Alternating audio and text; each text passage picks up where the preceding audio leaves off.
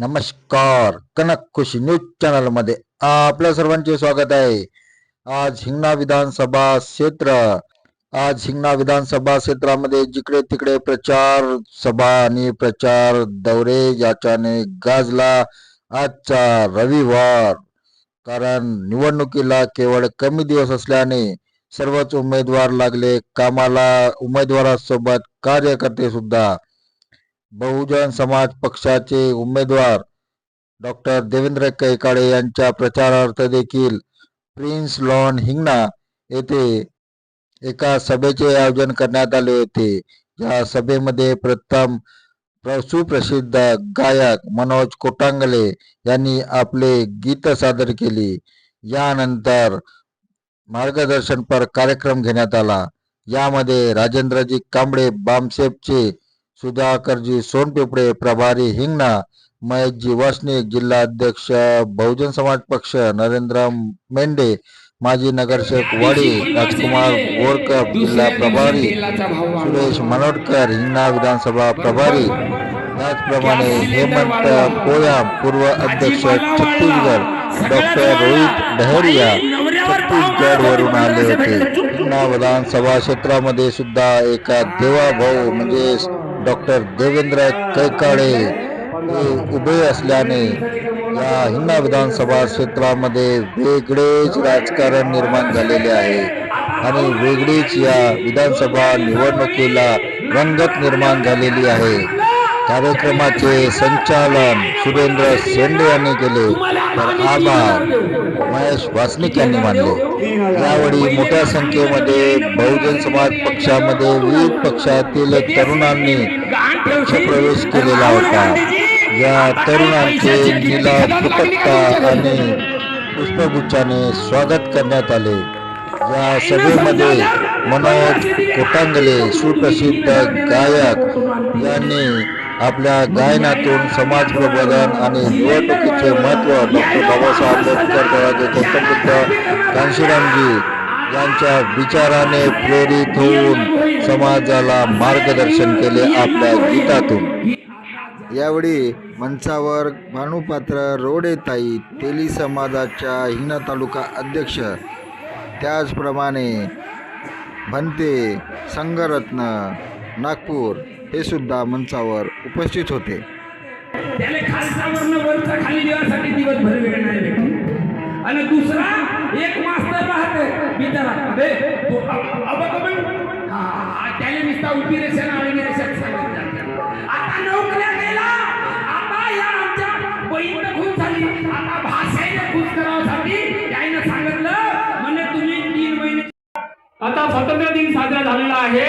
या 75 वर्षात बाबा साहब अम्बेडकर का कर्मभूमि है और यहां से उन्होंने आंदोलन चालू किया. भारतीय संविधान में तमाम अधिकार लिख करके दे दिया.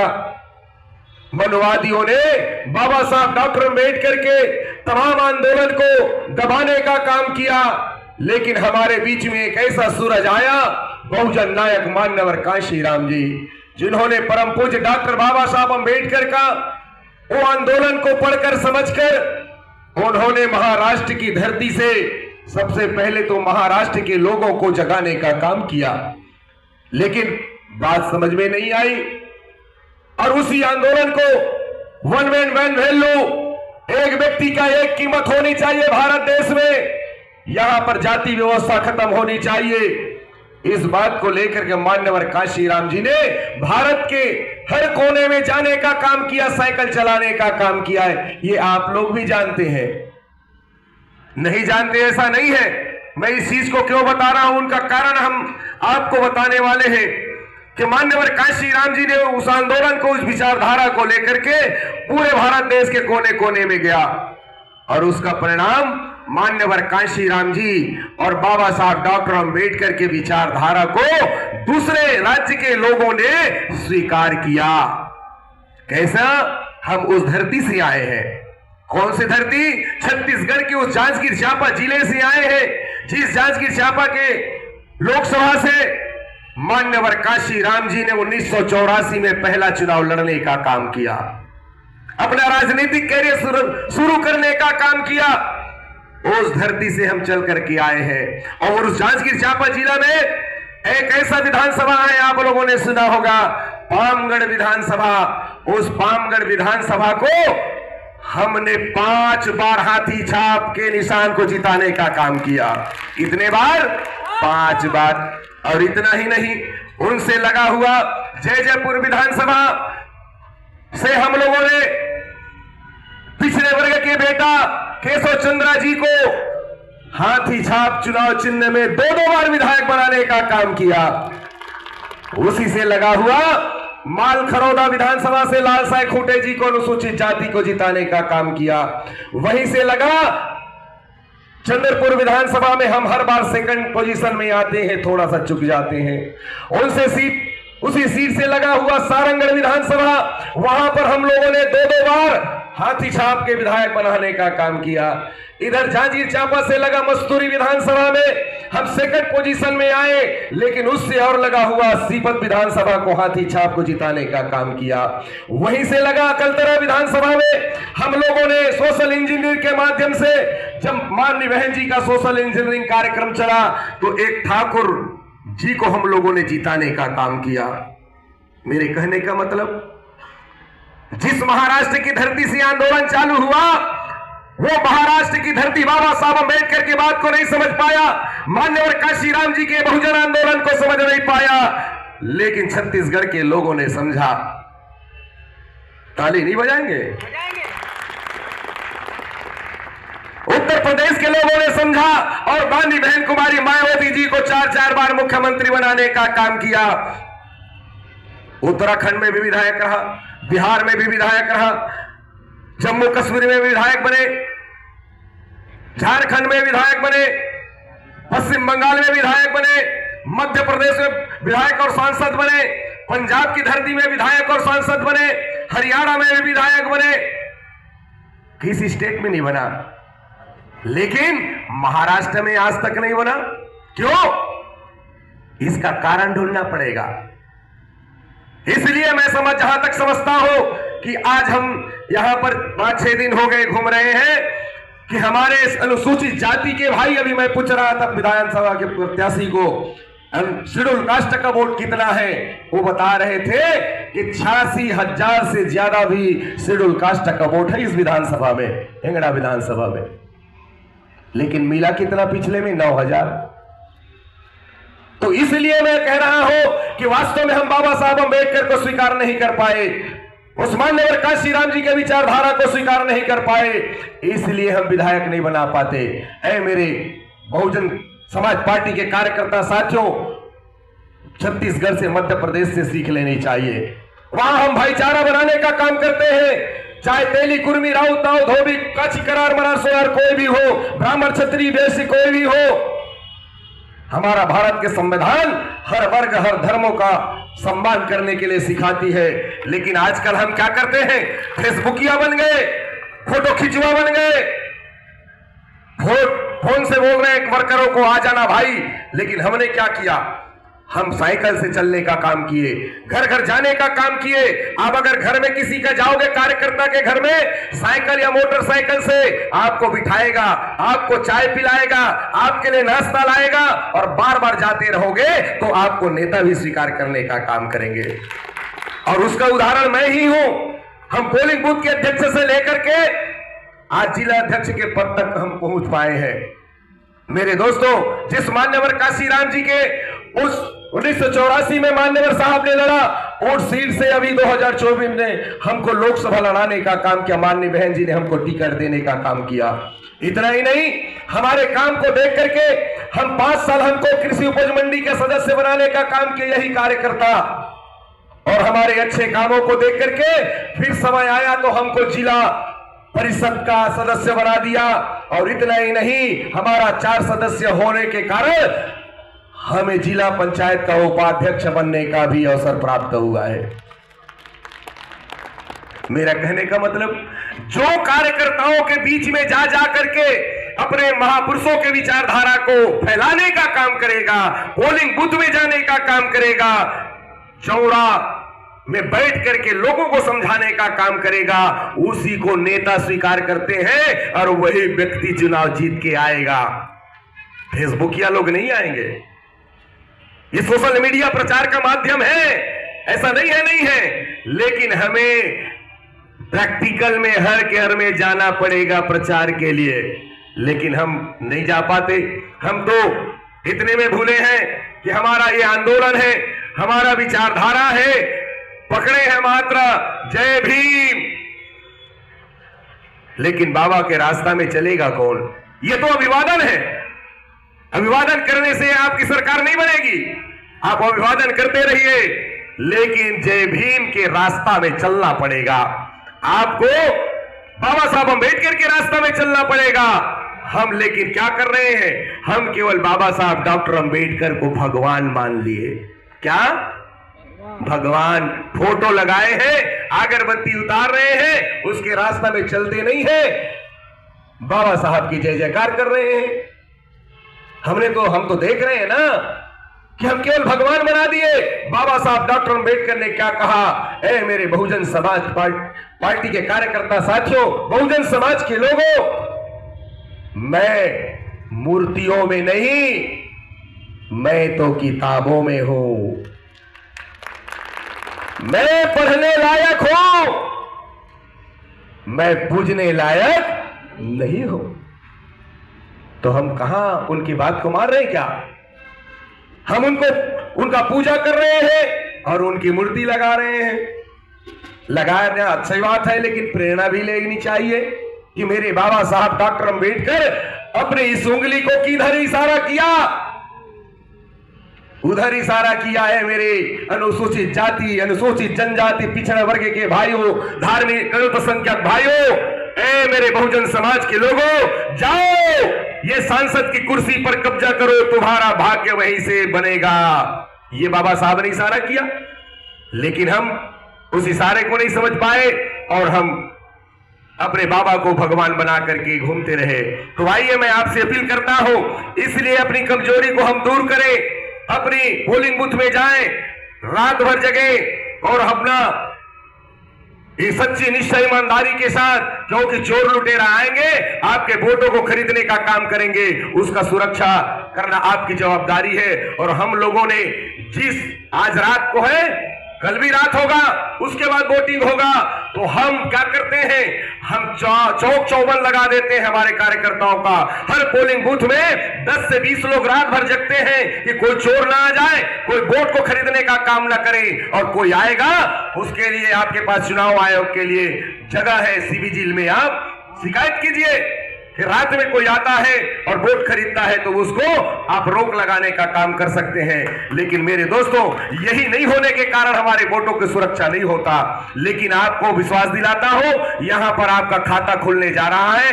ऐसे ऐसे सीट जो हम देख रहे हैं, इस बार चुनाव जीत के आने वाले हैं। हम भी टिप्स दे रहे हैं कि कैसे 5 बार हम लोगों ने विधायक बनाया।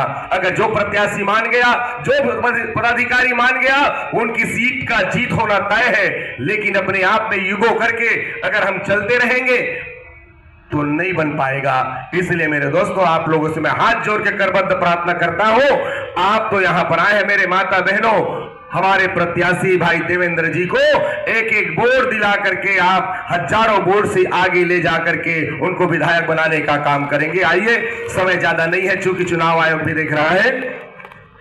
जवानों होश में आओ, यही फरियाद मेरी है, यही फरियाद मेरी है। जवानों होश में आओ, यही फरियाद मेरी है, यही फरियाद मेरी है। पढ़ो इतिहास को अपने, जरा गौरव को पहचानो, गवाओ जिंदगी ना हमारी बात को मानो। सियासी की छाक जलाओ, यही फरियाद मेरी है, यही फरियाद मेरी है। मिटाओ बैर की अपने, की तोडो तुम्ही हो बुद्धी की माणसं तुलाता प्रेम का जोड़ो अभी से एक हो जाओ यही फरियाद मेरी है यही फरियाद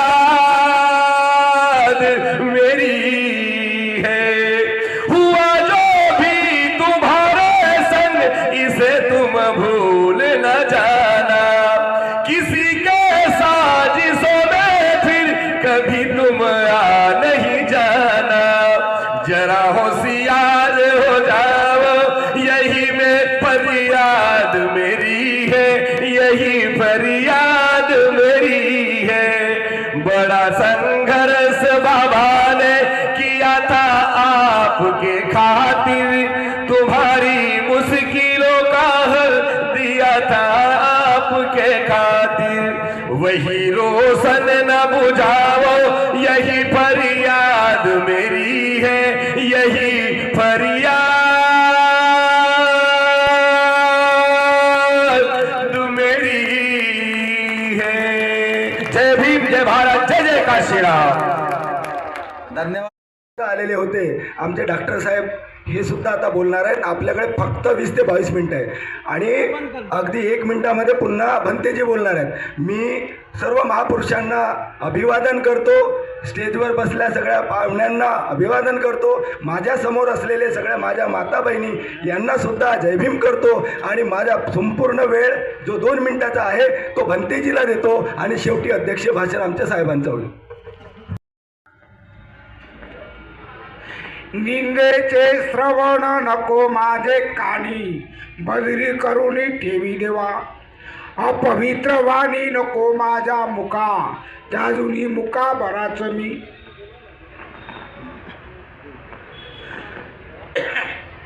नको मद परस्त्री संगती जनातुनी माती उठरावली काय हे पंचशील नाहीये तुकारामानं सांगितलेलं काही कळत आहे विचार करा तुकडोजी महाराज हे तर कैकाडी समाजाचे होते तुकडोजी महाराज कैकाडी समाज तुकडोजी महाराज म्हणतात मत हे दुधारी तलवार त्याचा उपयोग न केला बरोबर उलट तो वार आपलाच आपल्यावर उलटला की नाही शाळा बंद झाल्या की नाही तुमच्या पोरायले आताच त्या कोणा गायकानं म्हटलं गायक होती इथं त्यांनी म्हटलं डोरा डुकराची गणती झाली पण ओबीसीची गिनती होऊनच नाही राहिली वाढ उलटला ना नोकऱ्या लागून राहिल्या काय नाही लागून राहिल्या आणि मग ह्या साऱ्या गोष्टीचा ओवापोवा आपण एका मिनिटात करणार आहोत आणि याच्यासाठी तुम्हाला काय करायचं आहे तुम्हाला एकच करायचं आहे जोपर्यंत तुम्ही राजकारणाच्या स्टेजवर राजकारणाच्या प्लॅटफॉर्मवर एकत्र येत नाही कोण फुल्याचे वारस शाहूचे वारस डॉक्टर बाबासाहेब आंबेडकरांचे वारस आणि एकच फॉर्म्युला सरळ आहे उमेदवाराच्या जातीचं मत हत्तीला उमेदवाराच्या जातीचं मत उमेदवाराला आणि बाबासाहेब आंबेडकरांच्या लेकरांचे मत हत्तीला कसा नाही निवडून येत पाहू बरं आमचे डॉक्टर राजेंद्र भाऊ कैकाडेजी कसे निवडून नाही येत हेच पाहू फक्त बाबासाहेब आंबेडकरांच्या लेकरांनी हत्तीला मतदान करावं आणि कैकाडीजी डॉक्टर राजेंद्र कैकाडीजी यांच्या तेली समाजानं उमेदवाराला मत करावं या म्हणजे कैकाडीजी निवडून आलेच समजा महाराष्ट्रातून सर्वात जास्त मताधिकांनी जर कोणती सीट निवडून येईल त्या सीटचं नाव आहे हिंदा मतदारसंघ 1,86,000 मतदार आहे लक्षात ठेवा आणि एवढं बोलतो आणि माझं लांबलेलं शब्द यावं लांब यांना प्रचंड बहुमताने विजयी करा प्रचंड बहुमताने विजय करा जब तक आपला बहुमत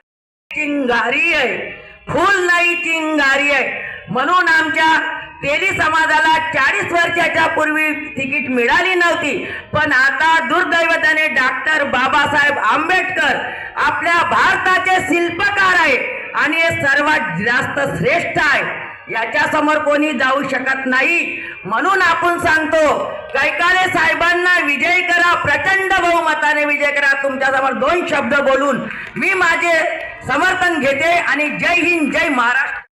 और आजकल वहां नक्सल प्रभावित कहा जाता है, उस जगह से जंगल से निकल करके आप लोग के बीच में आया हूं और एक आदिवासी का बेटा अगर आप लोग के बीच में इन तमाम संतों गुरुओं की बात को बोलने के लायक हुआ हो तो ये महान देन अगर किसी की है तो मान्यवर साहब कांसीराम जी और बहन कुमारी मायावती जी और बहुजन समाज पार्टी की देन है. तो आप लोग सोच सकते हैं कि बहुजन समाज पार्टी की सरकार बनना कितना जरूरी है, बहुजन समाज पार्टी का विधायक जीतना कितना जरूरी है. जिस पार्टी की विचारधारा जंगल से निकाल करके एक इंसान को लोगों के बीच में दहाड़ना सिखा देती है, जो विचारधारा गूंगे को बोलना सिखा देती है, जो विचारधारा भारत के संविधान को पढ़ना सिखा देती है. वरना यहां बड़े बड़े वकील बैठे हुए हैं, उनको भी नहीं पता भारत का संविधान की ताकत क्या है. वो लोग केवल कोर्ट में जाके जमानत कराना, पट्टा लाओ, वही जानते हैं. लेकिन बहुजन समाज पार्टी में ताकत है कि आज हमारे समाज ने मेरे जैसे आदिवासी के बेटा को डॉक्टर का डिग्री दे दिया, समाज की बीमारी को ठीक करने वाला डॉक्टर. मेरे समाज ने मुझे वकील का LLB का डिग्री दे दिया, अपने समाज के बीच में जाकर के संविधान को बताने वाला वकील. मेरे समाज ने मुझे PhD का डिग्री दे दिया, अपने समाज के दशा और दिशा पर शोध करके समाज के बीच में बताने की वजह से. तो वो पढ़ाई करा दिया मान्यवर साहब कांसीराम जी ने, क्योंकि बाबा साहब भी बोलते थे शिक्षा वो शेरनी का दूध है, जो इस दूध को पिएगा शेर की तरह दहाड़ना सीख जाएगा. तो इसीलिए आज इस शेर की तरह दहाड़ने वाले लोगों को विधायक बना करके विधानसभा में भेजना जरूरी है. और वही अब कांग्रेस और बीजेपी के विधायकों को देख लीजिए, चाहे वो हमारे अनुसूचित जाति का विधायक हो, चाहे अनुसूचित जनजाति का विधायक हो, वो विधानसभा में जाकर के गीदड़ बन जाते हैं. वहां उनके मुंह से कोई बात नहीं निकलती है, क्योंकि वो लोग अपने पाले हुए जो आका है बड़े बड़े पूंजीपति धन्ना से अपने पार्टी के इशारे पे काम करते हैं. ये लोग तो ऐसे पालतू कुत्ते हैं जिनके मुंह में पट्टी बंधी है, अपने मालिक के इशारे पे उड़ते हैं, मालिक के इशारे पे बैठते हैं. ऐसे लोगों से हमारा कोई भला होने वाला नहीं है. इसलिए हम लोगों को ऐसे विधायक की जरूरत है जो एक भी जाएगा तो विधानसभा में शेर की तरह दहाड़ करके अपने हक अधिकार को लेने का काम करेगा. तो बहुजन समाज पार्टी जीतेगी कैसे? बहुजन समाज पार्टी का विधायक जीतेगा कैसे? एक तरफ अरबों खरबों रुपए के बड़े बड़े धरना से अदानी अंबानी जैसे लोग जो उनके प्रत्याशियों को, जो उनके विधायक के लड़ने वाले लोगों को करोड़ों अरबों रुपए चंदा के रूप में देते हैं, और एक तरफ हमारा गरीब प्रत्याशी जीतेगा कैसे? तो वोट, चुनाव कैसे जीतते हैं? वोट से जीतते हैं. हम लोगों के पास वोट का भंडार है, हमसे बड़ा साहूकार दुनिया में कोई नहीं है, इसलिए उनको हमारा वोट खरीदना पड़ता है. लेकिन जिस दिन हम अपना वोट बेचना बंद कर देंगे, चाहे वो करोड़ों रुपया लगाए, अरबों रुपया लगाए, उनको एक भी वोट मिलने वाला नहीं है. लेकिन उसके लिए हम लोगों को ना बिकने वाला समाज बनना पड़ेगा, ना बिकने वाला समाज बनना पड़ेगा. लेकिन हम जानेंगे कैसे कि हमारा समाज नहीं बिक रहा? हमको पता कैसे चलेगा कि यह समाज नहीं बिकेगा? तो बहुजन समाज पार्टी के संस्थापक मान्यवर साहब कांसीराम जी ने एक परीक्षा लिया कि मैं उसी को न बिकने वाला व्यक्ति मानूंगा जो मुझे वोट भी देगा और नोट भी देगा, वोट भी देगा और नोट भी देगा। एक वोट और एक नोट का अभियान चलाया। और मैं आज भी हम लोग हमारे छत्तीसगढ़ में आदिवासी एरिया में कहीं पर भी वो मीटिंग हो, आज भी हम लोग एक वोट और एक नोट का अभियान आज भी चलाते हैं। और आज भी हमारे गरीब प्रत्याशी को हम लोगों को मनोबल बढ़ाना पड़ेगा कि हमारे माननीय केकारो जी, आपको घबराने की जरूरत नहीं है। होगा वो अरबपति प्रत्याशी, होगा वो करोड़पति प्रत्याशी, लेकिन हाँ, हम आपके साथ हैं। विधायक जी को हमको एहसास दिलाना पड़ेगा कि हम आपको वोट भी देंगे और नोट भी देंगे। मैं आप लोग के सामने झोली फैला रहा हूं, मैं अपना ये गमछा बिछा रहा हूं। मुझे आप लोगों से वोट के साथ में नोट चाहिए, चाहे आप 10 रुपया दो, चाहे आप 20 रुपया दो, चाहे आप 50 रुपया दो, चाहे आप 100 रुपया दो, चाहे आप 500 रुपया दो, जितना आप चाहते हो कि हमारा विधायक को जरूरत है। समाज का कार्यकर्ता ऐसी है, हमारे विधायक क्यों बिक जाते हैं, हमारे विधायकों को क्यों खरीद लिया जाता है? क्योंकि हम उनके पीछे ताकत बन के नहीं खड़े रहते हैं, इसलिए कांग्रेस बीजेपी के लोग उनको खरीद लेते हैं। लेकिन जिस दिन हम लोग उनके पीछे खड़े रहेंगे कि हे विधायक महोदय, आपको घबराने की जरूरत नहीं है, हम अपना एक एक रुपया आपके लिए खर्च करेंगे, आपको कहीं घबराने की जरूरत नहीं है। आपको चाहे कोई भी जरूरत पड़े, हम लोग आपके साथ हैं। ये बहुजन समाज पार्टी की ताकत है, मानवर साहब कांसीराम जी की ताकत है। और मानवर साहब कांसीराम जी ने एक वोट एक नोट का अभियान चला करके विधायक का भी लड़ा चुनाव, सांसद का भी लड़ा, माननीय बहन जी को लड़ाया, और भी हमारे कार्यकर्ताओं को, गरीब लोगों को विधायक बनाने का काम किया। किसके दम पे? हमारे गरीब कार्यकर्ताओं के दम पे। अपने खून पसीने का, मेहनत का एक एक रुपया हमारे कार्यकर्ताओं ने हमारे प्रत्याशियों को देने का काम किया, तब जाके हमारे छत्तीसगढ़ में भी दूजराम बोध जी विधायक बना। रामगढ़ में जब हमारे दूजराम बोध जी विधायक बने, वो दूजराम बोध जी गिट्टी फोड़ने का काम करते थे। ऐसे ऐसे लोग विधायक बन सकते हैं, तो आप लोग क्यों विधायक नहीं बना सकते? बशर्ते हमको मान्यवर साहब कांसीराम जी के फार्मूले को याद रखना होगा कि वोट भी देंगे, नोट भी देंगे, बीएसपी को चुन करके देंगे। यही बात कहते हुए कि आप लोग जो है vote for Baba Saheb, vote for एक नंबरच्या बटनला दाबून हत्तीला आपल्याला विधानसभेत न्यायचं आहे, बाबासाहेबांच्या विचाराला विधानसभेत न्यायचं आहे. म्हणून माझं सर्वांना आवाहन आहे की येणाऱ्या 20 तारखेला एक नंबरची बटन दाबून आपल्या हत्तीला विधानसभेत न्यायचं आहे. Vote for